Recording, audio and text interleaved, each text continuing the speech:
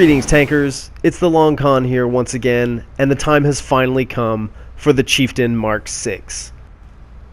This tank took our little community by storm when it was announced for Update 3.3, and you can rest assured there's a shitload of PC players that are pissed that we have it and they don't. But how do you think it stands up to the hype? Well, I've got a couple of really kick-ass videos I'm going to show you guys, and we're going to get to the nuts and bolts of the mechanics of the creature. But hey, how about a little history lesson, huh? Let's know some stuff. Now, the FV4201 Chieftain was co-developed with a prototype FV4202. Oh, real quick here. This is your lower glacis. If there's anything we've learned about British tanks, what is it?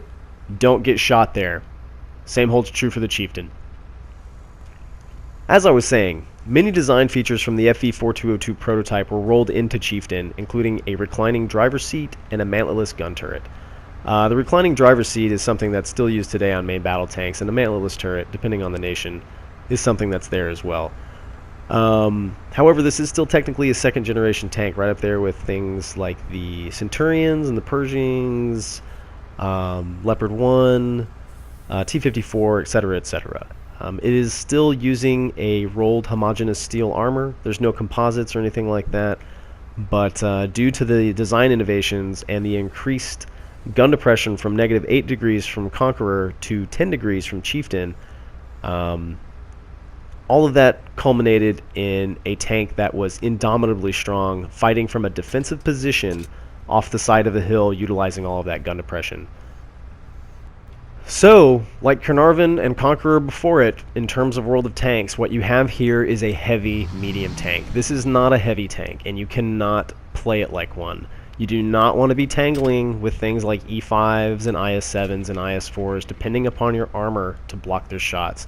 We're going to get to the Inspector here pretty soon, but this is not about brawling. This is about standing back, utilizing all of your gun depression, and getting it into people hull down as much as you can. And with -10 degrees of gun depression, you can fight off of practically any hill in the game. Now you can see here all the armor's in the front of the turret. And I angle down here in the Armor Inspector, and this is the kind of position you want to have. If you're behind a hill using all of your gun depression, people are going to be shooting up at all of this red, orange, and yellow shit on the top of your turret, or front of your turret rather. And at the angles that you'll be engaging people, they will not be capable of getting through you. The commander's cupola is a little weak, but there's a protrusion from the side of the turret just above the gun that makes that target really hard to hit. And so long as you're backing up while you're reloading and you're not remaining a stationary target, you'll do a good job to bounce a lot of shots, I promise. Here's your side armor though, and this is something to be worried about. And while there is, 20 millimeters of spaced armor on the side, as well as your tracks, which is, another 25 to 30 millimeters, your side armor is only 50 millimeters thick. And yeah, that is nothing. A Death Star shooting a Hesh round at you with its 370 millimeters of armor will laugh at the side of your tank, and you will be dead. Do not expose your hull. The upper glacis, 90 millimeters thick, is an auto ricochet zone. It'll bounce a ton of shots, but it's not something you want to depend on. And this is a point that I cannot stress enough. So much so that I went into the Proving Grounds and I set up an instance demonstrating what it looks like to sit on the side of a hill using gun depression. All of this armor on the front of your turret becomes nigh on impervious if you do this. And hey, guess what? This brings us to my next point. Bang! The gun. Oh my god, the L11A1. Look at these gun stats. And something that you might not even notice, but the high explosive round has 140 millimeters of penetration. It's Hesh. 515 average damage. Oh my god, you will murder lightly armored tanks with your Hesh rounds. Now I've got a couple of really great gameplays here. Let's take a look at them and see what's what. Now, during the Cold War, the Russians were so worried about the Chieftain that they deployed their best tanks against it along the Axis in Germany, only deploying more obsolete tanks further south against Pattons and Leopards. In terms of World of Tanks, Will Russian tanks fear you? Could be. Here we have a T-10. He's dead. And just look at this rate of fire. I'm sure most of you recognize the map. I don't need to go into all those kinds of details. If you don't, then you need to play the game more. There's a bounce off the front of the turret. Fantastic. There's a lot of weight up here. Okay, good news, you know? I mean, we didn't get all dressed up for nothing, right? Bounce a shot off the cheek of the M103. It's just his lucky day, I guess. He's getting beat up by everybody but me. I don't think I get any shots into that guy. Yeah, I mean, wow. Luck of the Irish. That E5 is chewing him up, though, so that's good news. Now, in this position, I'm pretty indomitable. I'm on the side of a hill. I've got my gun completely depressed. There's another chieftain. I take a shot at his cupola. I bounce. He takes one at mine. He bounces. So, it's pretty good turret armor, even with a weak spot like the cupola. Now, sensing a bit in the way of pressure from this IS-7, I roll up on him and get shot by the E-75 behind him. So that's nice. But just going to focus on the IS-7. He's got his lower glacis exposed, and he's chumping shots at me. So I'm going to try to do as much damage to him as I can while he's presenting himself to me. E-75 just wasted his shot. He's empty. They have a pretty long reload, so I feel safe. Come back up. Another shot into him. A huge roll. 474. Huge hit. Oh, E-75's back up. Oh, he damages my gun, which I fix. And I damage his engine in turn. Take that, buddy. Now, I lost my friend Pal. I don't know what he got killed by, but something, I think it was the Borsigs, which we're going to see more of later, but I lost my companion, so I'm doing it solo at this point in time. And those tanks that were pressing in on the flank, holy shit, an M103, and he snapshots at me and bounces off either my turret or my upper glacis, I can't be sure. But, I wanted to get away from that E3 and his entourage that were pushing up that flank. Oh, I bounce one from the IS-7, get a low roll into him, but I'm going to reload eons before this guy does. Oh, but somebody else kills him. Now, my principal motivation here is getting away from that E3. I do not want to get murked by that guy. E-75 is stock. He's still using one of the 105s. From the Tiger II. I'm getting a little panicky up here on this ridge. I'm running out of friends. There's not a whole lot of guys shoot at these tanks. Chieftain is just getting murdered over here. So he didn't have a good game. But here's this E3. Oh my god. Just try to bait him over the hill. I'm hull down with him. He doesn't have the gun depression. Oh, but I chumped my shot. And he's going to roll over on and get one into me. Oh, but he bounces! Oh my god, I back up with him. Put a shot into his side, tracking him, and it's just, you know, that's all she wrote, folks. E3, you are done. And here we have the E-75. He gets one into me. Good for you, buddy. But I get mobile here. I know at this point in time that he's stock, so I just start circle strafing him. The Chieftain has pretty decent mobility. It does go faster across country than either the Carnarvon or the Conqueror, with a speed that flips up around 43, 44. As you can see here, I have leaps and bounds more mobility than this E-75 does, and I'm just chewing him to pieces with my 120mm gun. Just chopping him down. And he, you know, he got one into me, he gets one into me there, he bounced a shot off me earlier. You know, good for him, but you're done, dude. Like, there's just nothing you can do. Nothing you can do. Now we got to go deal with those Borsigs and that off-4 Waffentrager that laid low POW earlier. Now I'm getting detected here on this ridge line. Oh, there's the off-4. He bounces off me, so that's fantastic. I've got Hesh loaded. I catch him on the tracks. He's detected. Oh, is he going to get... No, bounces another one off me. And I Hesh him through his turret. 426 damage, which is a low roll for the Hesh, but it's all he had left. Oh, but a Borsig gets around a heat into me, it looks like, knocking out my engine. I don't have a repair kit, so I spend what little time is left of this battle trying to get in position to shoot at the remaining tanks. This is the last shot I take. It's around a Hesh. You can see the velocity is pretty slow there. And I miss him. But 16 penetrations, 5 kills. I got no complaints about the outcome of this game. One of the biggest problems with the Chieftain is that I think right now everyone is shooting at it because it's a new tank and people want to kind of usurp their dominance over it. Artillery, tank destroyers, heavies, mediums, light tanks, everything is going to try to kill you for a while at least while you're driving this tank. Once the newness kind of wears off, it's going to kind of slow down and get back to kind of a normal pace. In that amount of time though, if you have one of these, you really want to try to make a name for yourself and get some good stats in her.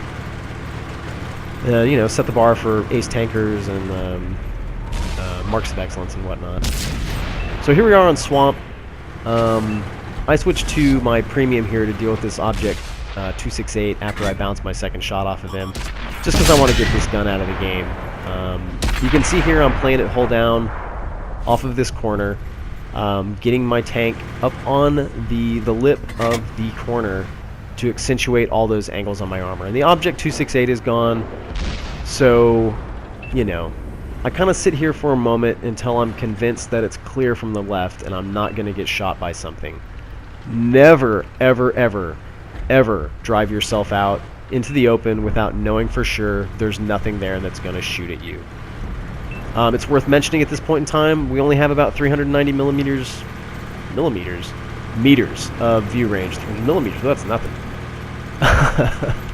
Whoops. We'll edit that part out, don't worry.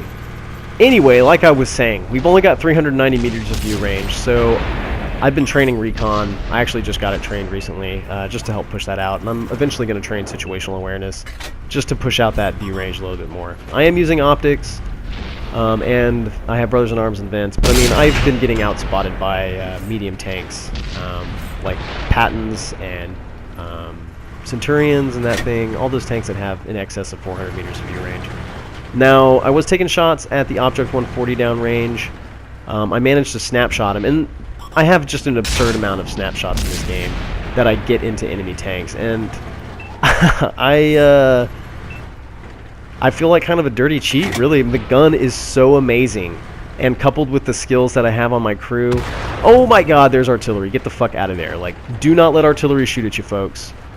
You can see here, I panic and I pull back immediately. I do not want to get hit by artillery. I've been one shot in this tank numerous times. I mean, look, another snapshot into this Object 140. I hit his fuel tank again and light him on fire. Absolutely amazing. The gun is just a laser beam. It's amazing. It's a medium tank gun. It's a 120 millimeter medium tank gun. Get this E100 engaged. I'd forgotten that I had switched to my premium APDS. Yeah, it was more than enough to go through the lower glacis to that E100 with 310 millimeters of penetration. This off-4, I think, went at AFK there. He's kind of a pain in my ass here a few times, up and coming.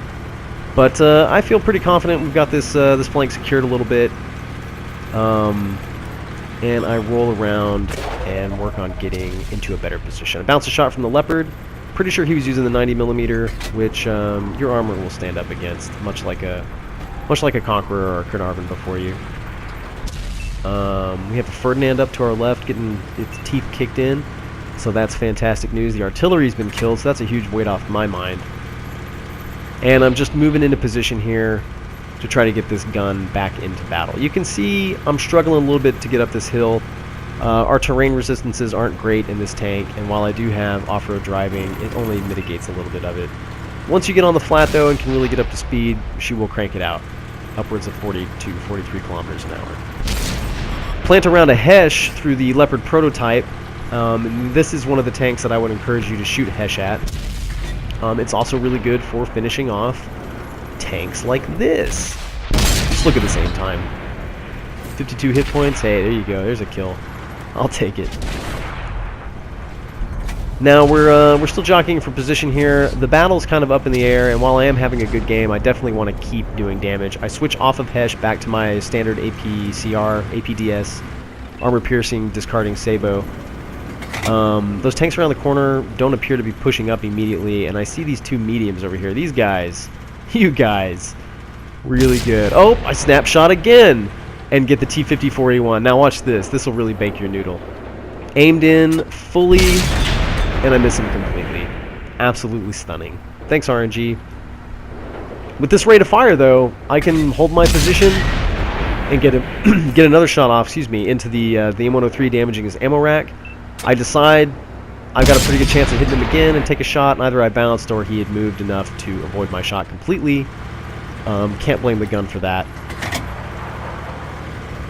Seeing as how those tanks are gone, though, and there's a T-57 Heavy and STI and T-30 over here, I should probably deal with these things.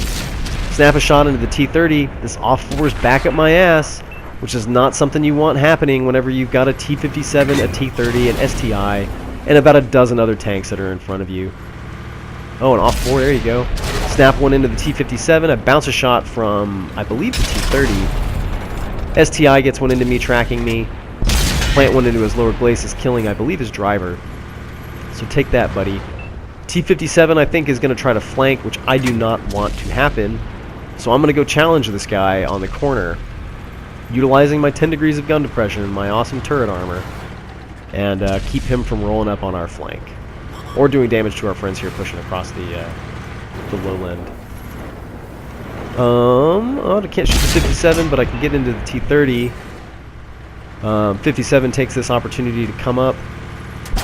Oh, it bounces one off me. Oh, it gets one into me. Tracks me. I pop my repair kit and he immediately tracks me again, leaving me with nothing. He is, however, empty. I want to try to get him engaged as quickly as possible and try to DPM him down before he can reload. I think the reload is, I don't know, somewhere in the 20s. 25, 26 seconds, something like that. I get another shot into the T-30. T-57 rolls up. He doesn't have a magazine yet, but he's about to. Get one into him. Oh, he's a one-shot. I'm a one-shot. He's tracked. He fires one off. Oh, I come forward. I come forward. Oh, but I'm not reloaded. Oh, he gets me. Totally misread my reload time. And, yeah, you know, should have just reloaded my gun completely, I guess. But hey, in the heat of the moment, I lost track of my counter, and I died for it. So just don't do that. I just want to let the camera roll a little bit longer and focus on these two tier 10 mediums that were platooned together. You guys had a great game. Shout out to you. I'm glad that I was on your side and wasn't fighting you. Watch this 140 bounce a shot off his upper glacis from the off-4. He finishes him off right as his buddy rams him, which would have been an amazing kill, but was still completely awesome. Angles on the E5. Oh, unfortunately bounces, but his friend kills him. Hey, good clinch, fellas. I'm glad. Yeah, seriously. Way to go, guys. 2 marks of excellence on Homeboy's barrel there. Unfortunately, my friend Diz got killed by the Tier 9 German artillery, so this was yet another replay where I was alone for the majority of the game. But, yeah, it's a great tank, guys, and as long as you're disciplined, I think you'll have good results. If you have any questions, just leave a comment below. I'll be posting videos soon of both the FE4202P and the Centurion Action 10, so stick around, and happy hunting.